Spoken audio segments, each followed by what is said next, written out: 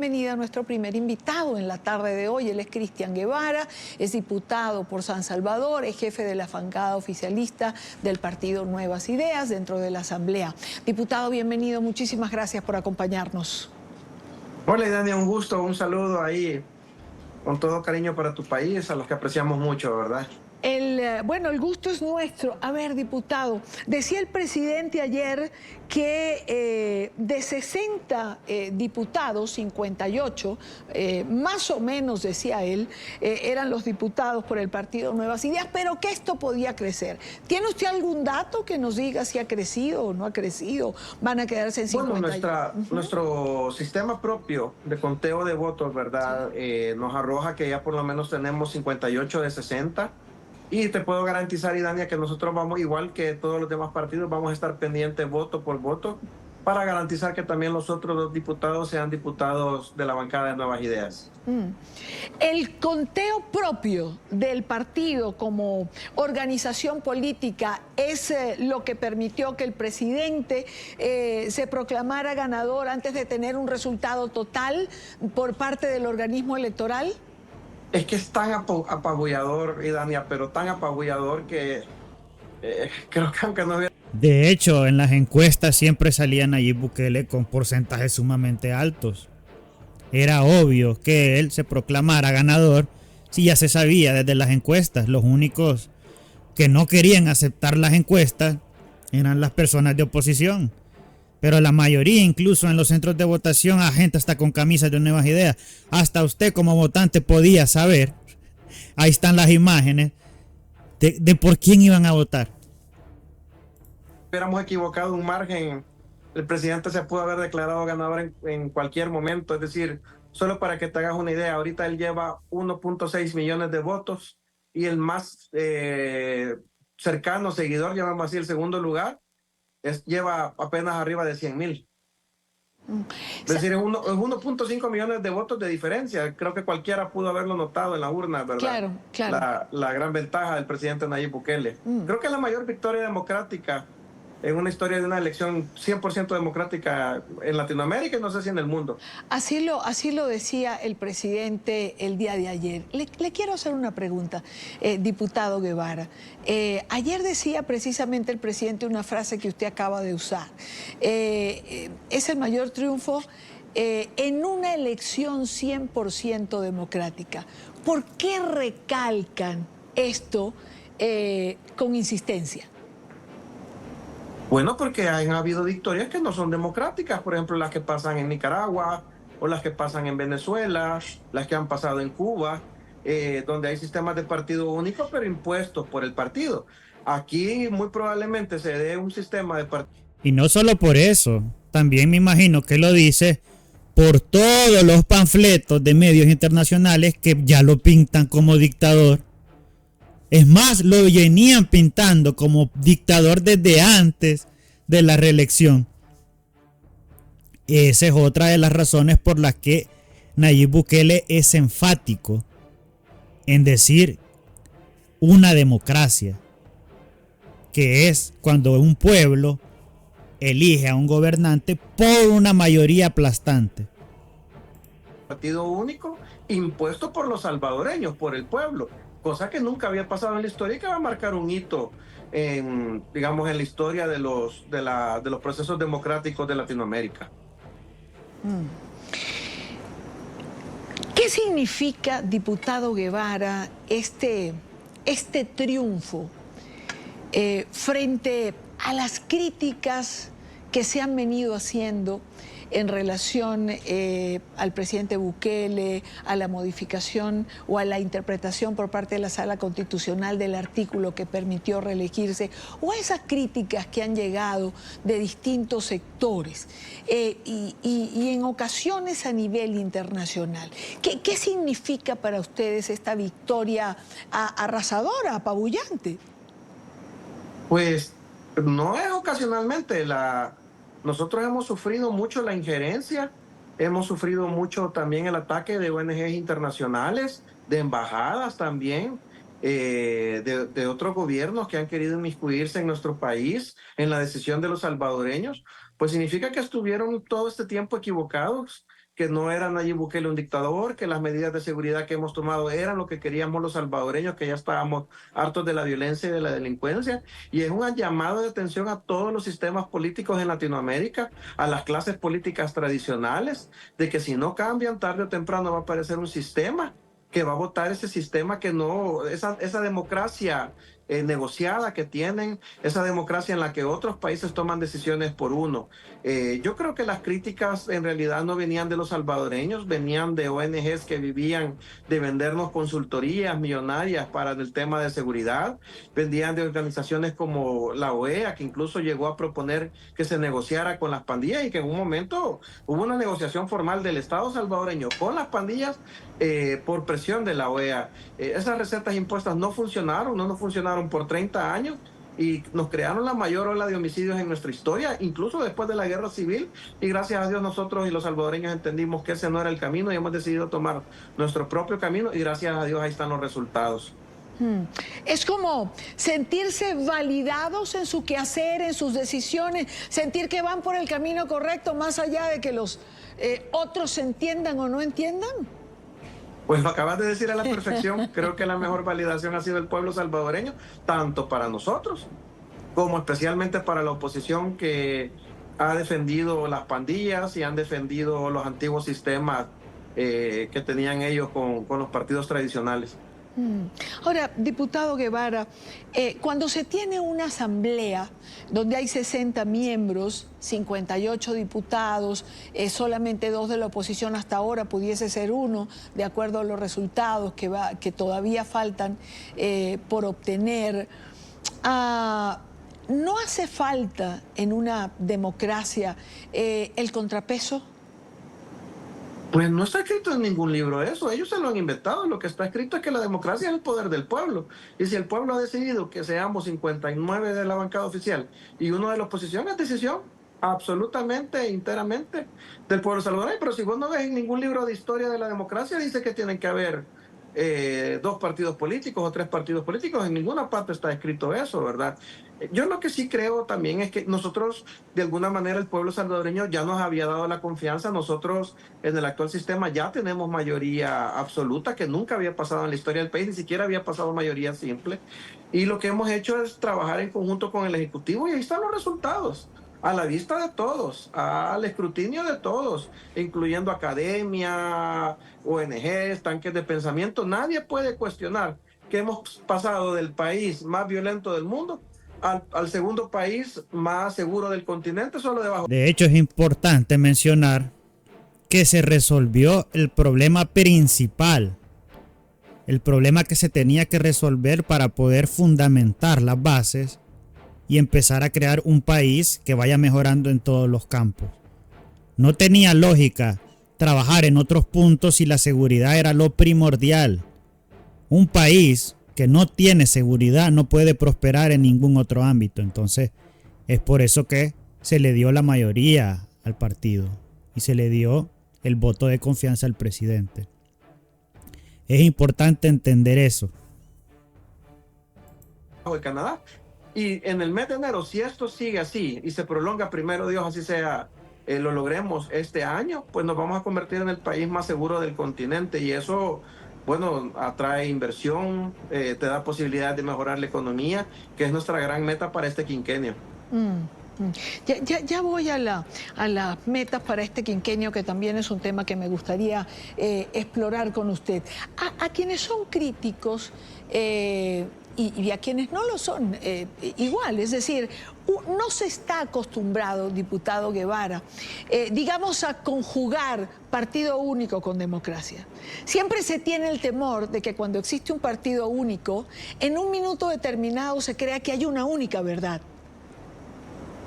Pues mira, nosotros hemos visto, aunque eran 2 partidos políticos antes, que en teoría estaban separados, hoy los vemos trabajando juntos. pero que en teoría nosotros vimos los errores que ellos cometieron, los abusos que ellos cometieron con el sistema, con las instituciones, y bueno, están a punto de desaparecer. Creo que el FMLN, nosotros ya, por cierto, ya pasamos de esos conceptos obsoletos de derecha e izquierda, pero digamos esos partidos se siguen definiendo así. Pero el FMLN, que fue el partido tradicional de la izquierda, que tuvo 2 periodos de la presidencia, muy probablemente desaparezca en esta elección, y no porque Cristian Guevara y la bancada hayan metido un decreto, sino por decisión del pueblo salvadoreño, que no les dio ni un solo diputado, y muy probablemente no les dé ningún solo alcalde, y acaban de dejar el poder. O sea, ellos fueron el gobierno antes de Nayib Bukele y están a punto de desaparecer. Y Arena, que era el que representaba a la empresa privada multimillonaria, que representaba a los sectores oligárquicos de poder, la derecha extrema, bueno, muy probablemente solo saque un diputado cuando llegaron a tener 39. Entonces nosotros hemos visto también y estamos claros de que es el pueblo el que premia y es el pueblo el que castiga. Y si nosotros abusamos de ese sistema, caemos en las redes de corrupción, le respondemos a financistas y a corruptores, pues estoy seguro que también Nuevas Ideas va a tener el mismo destino de Arena y el FMLN. Nosotros tenemos claro quién es nuestro contrapeso. Diputado Guevara, hablemos del quinquenio. Exactamente, ahí él dijo una frase que pocos analizan y pocos partidos tienen claro que el mayor contrapeso de un partido político que tiene mayoría es la población. Si ellos no hacen lo que prometen que van a hacer, si ellos no hacen las cosas bien, su contrapeso es la población. La misma población que los eligió los va a sacar de ahí. Es importante entender eso. Por delante, decía el presidente ayer, han visto lo que hemos hecho, ni se imaginan lo que haremos en estos 5 años por delante.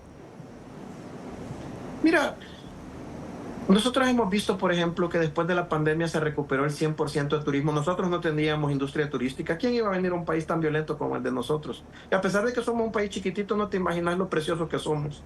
Los volcanes están a 45 minutos de playa. Es hermosa, porque a veces dice vaya a la playa y es verdad que estás en el mar, pero no es una playa preciosa. De hecho, El Salvador es un país tan bueno para el turismo que la persona que viene en cuestión de minutos, media hora, 1 hora, puede estar de un punto en otro punto y disfrutar muchas zonas a una velocidad buena para una persona que anda como extranjero.